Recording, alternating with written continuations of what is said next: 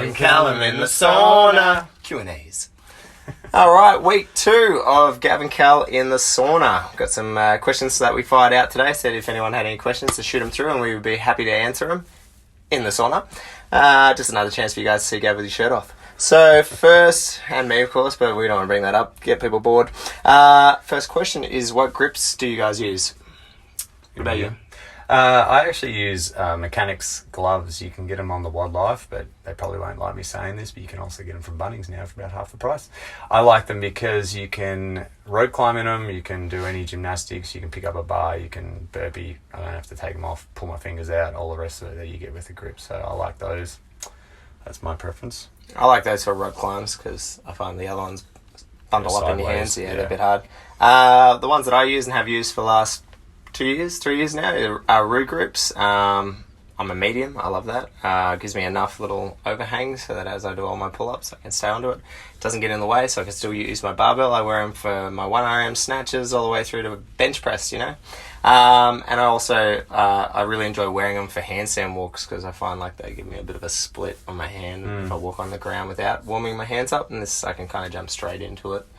So that's why I'm a Roo gripper and he's a mechanic. Yeah, he's a mechanic. I'm not a mechanic. All right. How to pace yourself in workouts so you don't blow out? I like to set myself a set rep range, particularly if it's a repetitive workout, like 10 rounds of something for time. Set myself, if it's got to be like 10 and 5, even if I can go unbroken in that first round or two, I have to do 10 and 5 because that's my game plan. It's very hard to do that, but it pays off in the later rounds when you're blowing out because you went unbroken for 2 and I went 10 and 5 and I just stick to it the whole way. Yeah, game plan's super important when it comes to not blowing out. I think if you know the workout and you know your abilities, I think you can really set strategies and, take it from there. Like a long workout like that is super duper hard to know what you're going to be like. So coming out with a good game plan to start with and setting your reps and hitting it. If you know your abilities to move a barbell or the gymnastics are quite strong, I like to go out hot, unbroken, and that's pretty much how I hit workouts. And then I just take big breaths the whole time and look like I'm dying, and that has served me well because most people pace too much and end up going too slow. So I like to just hit it and be confident that I can hit it, and then worst case scenario, go back and do it tomorrow. Okay. Can you still train with a pulled hamstring for rugby? From rugby.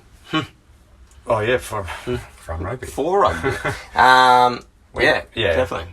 Yeah, we often have people that, they might come to us with injuries, they might get an injury through training, whether it's lower body, upper body. There's still plenty you can be doing. If you have a hamstring injury, you have half a body that you could still be training. Do upper body in the interim, do cardio, work your core, work on those abs. And then, we slowly work in some prehab movements to get you back to where you were. Yeah, like at our last comp, Jenny at the Sanctionals comp tore her elbow doing a snatch, trying to hit a heavy lift, and so she was in a little elbow cast for so long, and so she trained consistently this side of her body, her legs, all that was fine as long as she didn't move this. It was great. She's now back stronger than ever, hitting the same numbers that she was hitting prior to that. And, there could have been the whole scenario that she just stopped training and then fell off the bandwagon, couple of nights here, couple of nights there. Next thing you know, it's been a month. You're now drinking every night or whatever the scenario is, and you just never get back to where you could have been. And then you'll look back at a memory on your Facebook and go, oh my goodness, what have I given up? Imagine where I could be. That's it. Gavin, this one's for you. How many abs do you have and how does one locate their own? I hate to disappoint people, but I think abs are probably 90% genetics and 10% training, although I think they're probably 90% nutrition and 10% training as well. So sorry to let people down, but eat well, train hard, and hope for the best. Or be happy with your physique. That's right. And go out and get it. Just go get it. Don't worry about what the guts looks like. You barely take your shirt off anyway. That's right. You want to hit this one? Worst workout? Worst workout you have both ever done? You want me to start? Yeah, you go for it. I've got quite a few, but I think most recently would have been regionals last year. It was a follow the leader workout. I think it was 21 overhead squats at 62 kilos into 150 double unders before the next person could start. I don't have great mobility, so overhead squatting is not a strong suit for me, but I ran out and I had, I think, games team athletes either side of me, and I tried to keep up. I tried to go unbroken. 25 reps in, I still had skipping first, actually.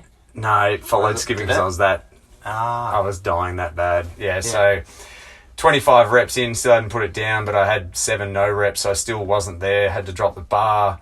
I was that cooked that I couldn't even pick the bar back up. I tried to snatch it up. I hit myself in the forehead because there's footage. You can my body, jump on and you can see footage of my body actually was giving out on me. And then after I even finished that, I still had 150 double unders to do, I think it was.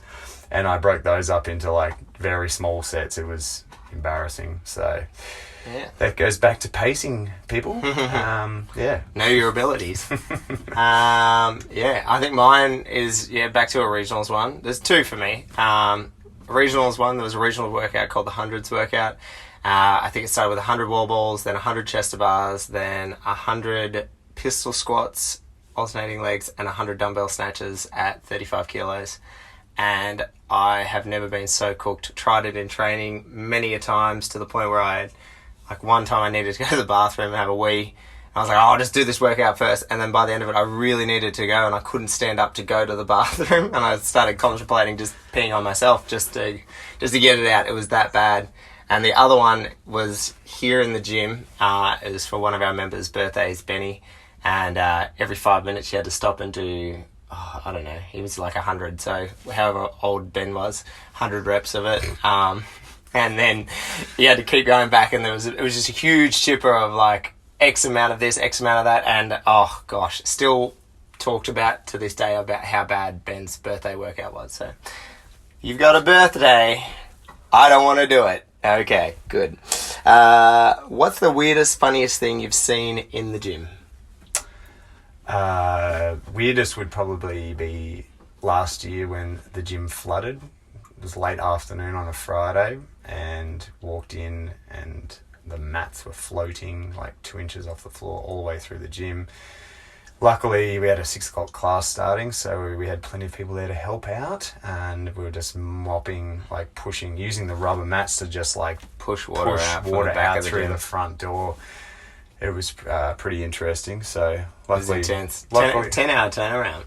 Yeah, completely flooded to the cleanest looking gym you've ever seen. Thanks to our lovely members, amazing members and staff that just dropped what they were doing just to get it done. We had it done by, I think it was like 9 or 10 the next day. It was a huge. We did about 8 hours that day into the evening, and then the next morning as well. So that'll do. It's clean. It's clean. Probably the cleanest the gym's ever been. We're just waiting for the next flood. What have been your most memorable moments of the last 5 years? Mine would probably be when we upgraded from York Street, our original location, and then opened up this location. We had it signed and ready to go, but just waited on permits and whatnot to come through. And once that had come through, we had an 8-week window where we basically had to completely gut it. We didn't want to touch it until we knew we had the permits. Yeah. And we could have been doing stuff along the way, but we didn't want to like put any more money into it, and like in case it didn't come through. And it came through, and it was an unreal turnaround. Yeah, that was quite good. Press a plus on that one. Up here. Sweat. Cool. Right. That's probably it for the most memorable ones. And then on top of that, I guess a big one was, getting a team to regionals, coming from such a small gym, building into a bigger gym, and then putting a team together, and then since then having multiple sanctional athletes. We've even had a games athlete this year, so going from strength to strength from the development of our athletes and our team has been awesome. How long have you been doing CrossFit for, and what were you doing before CrossFit? Started in 2013, at the ripe old age of 32. Glad I got in young.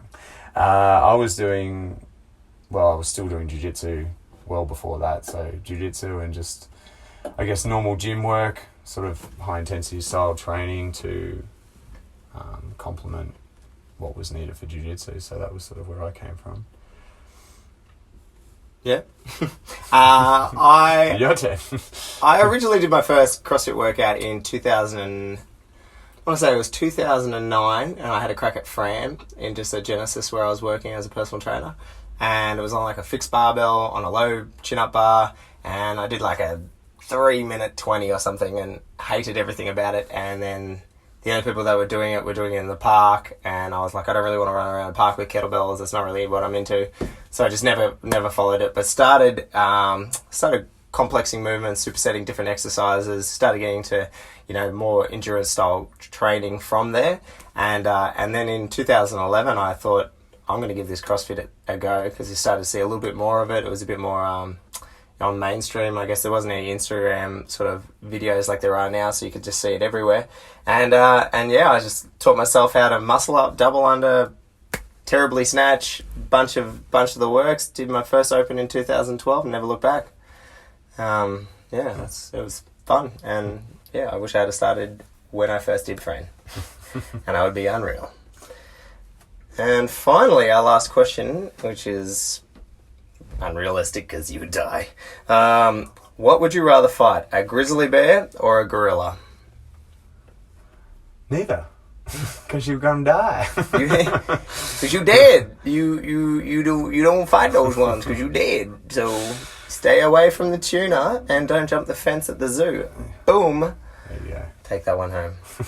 Well, that's all we have time for. If you'd like to tune in next week, we'd love to hear some questions from you. You can send them through to us through our Instagram. We'll be putting a story post up, and definitely subscribe to our YouTube channel so that you can stay up to date with posts from like this or our Wards TV or any other videos that we have from our awesome members here at the gym. Great. Thanks, guys. See you next time.